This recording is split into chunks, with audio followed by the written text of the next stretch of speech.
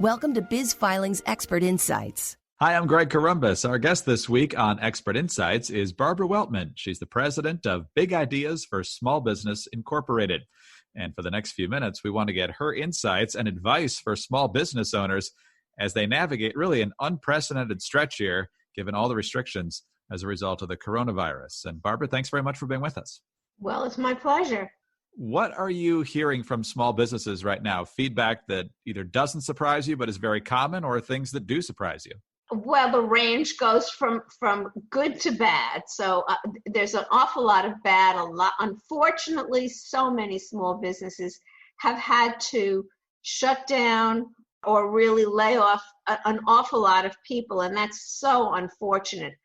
But on the other side, a lot of small businesses have been adapting in some very interesting ways. And for example, many local restaurants have been switching from eat-in to take-out. And so they've been able to keep a lot of, at least their kitchen staff busy, even if they can't keep their wait staff occupied. And so they've been able to stay in business and offer a service to customers. Similarly, a lot of retailers and especially e-tailers have been pre-selling, meaning that they haven't been able to connect directly necessarily with customers, but they've been able to sell gift cards that will be redeemed. So they're bringing in revenue now, but they'll be redeemed when this period of social distancing is lifted.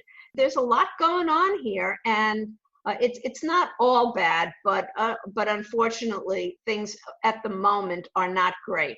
The one thing to point out, and this is very timely, is Congress has enacted the CARES Act, which contains a lot of incentives and help for individuals and businesses that hopefully will provide a cushion to get over the really bad period and help us get back to business as usual in the not too distant future. So direct aid is on the way here in short term as a result of the CARES Act.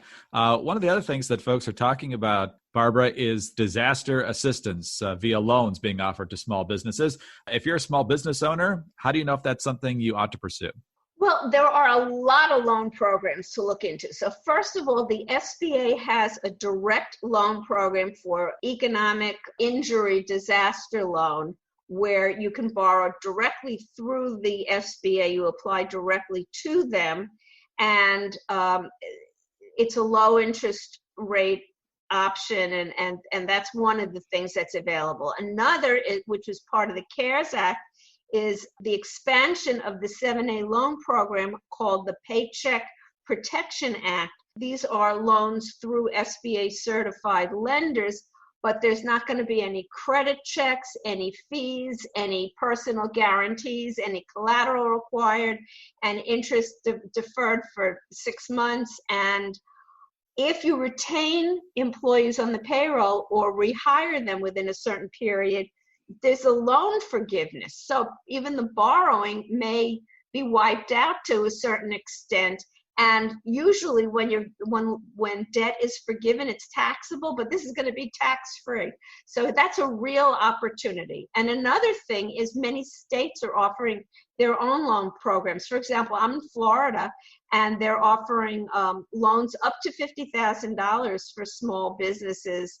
This loan program was set up weeks ago already. So check on what's available in your area as well. So the bottom line is there are a lot of borrowing opportunities, and you just have to determine which you qualify for and which is going to be the best for your situation. As you mentioned, Barbara, lots of assistance opportunities coming here in the short term. You were bullish a moment ago about the businesses that are still able to do some things, sell gift cards, do takeout instead of dine in and that sort of thing. Some businesses have been specifically ordered to close, though. I'm thinking of hair salons in a lot of states, or spas, or other businesses where social distancing is not practical because of the work that's done. So if you literally can't be open, can't even sell gift cards, is the aid something that's going to carry you through, or is there some other steps you need to take in order to make sure you stay as solvent as possible? Well, first of all, a lot of these businesses do have websites through which they can sell gift cards. So that would be something to think about. But obviously not all of small businesses do have their websites or the capability to sell through the websites.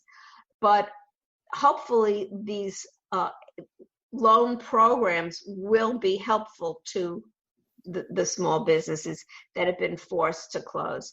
Of course, my concern is how quickly these programs can get up and running and get the cash to the businesses that need them. You mentioned that the CARES Act will certainly help for the next few months. The problem, though, is we just don't know how long this is going to last. Some people think it might be early summer. Other people are saying it could be months and months, 6 months or even more. So what's the right way to be thinking as a business owner right now about the short term and the long term, regardless of what the feds do?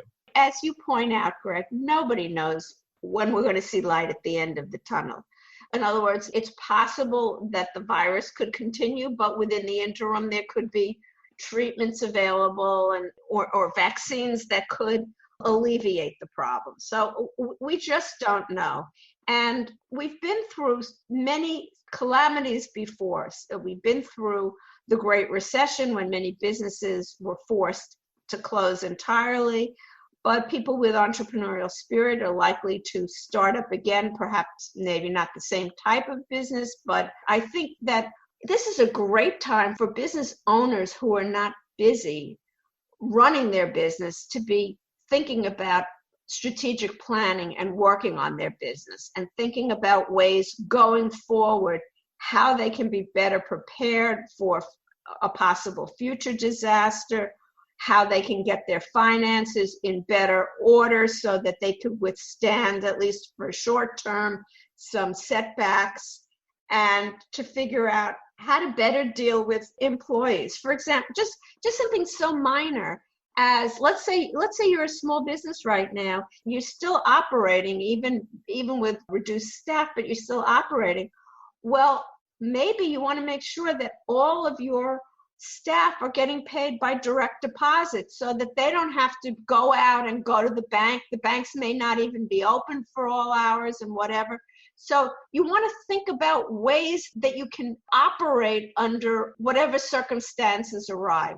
We've seen that business travel has come to a complete halt, but businesses have been able to connect with customers and prospects and vendors through online conferencing, Zoom, GoToMeeting, et cetera.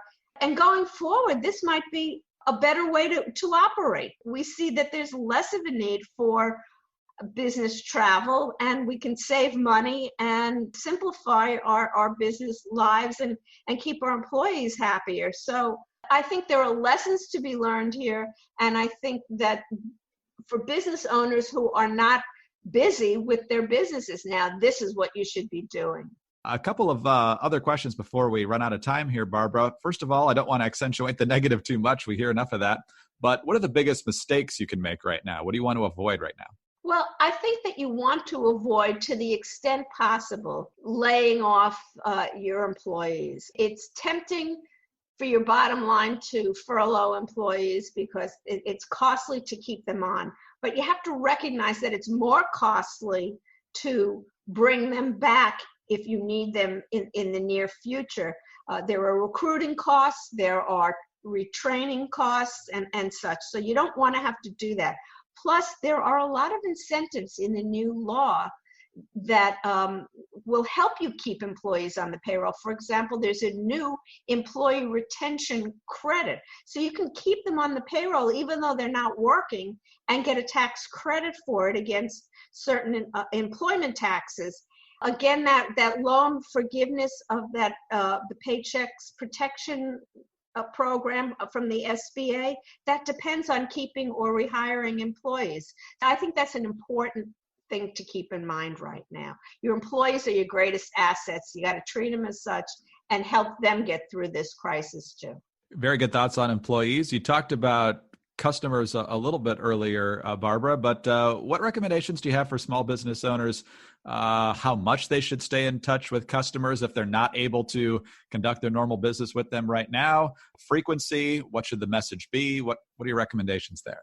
Well, I don't know about you, Greg, but I've been bombarded with emails from so many businesses that I work with saying, we're here, we're thinking of you, we miss you, we'll be back. You have to decide what's enough and what's too much. But certainly, I think it is a great idea to reach out and let customers know that you are there and that you want to do business with them as soon as you can. Good thoughts all the way around. Barbara, thank you very much for your time today. We appreciate it. It's a pleasure, Greg, as always. Thank you. Barbara Weltman is the president of Big Ideas for Small Business Incorporated. I'm Greg Corombos, and for more information on this topic, please visit bizfilings.com. Biz Filings, a Wolters Kluwer company, has been incorporating businesses since 1996.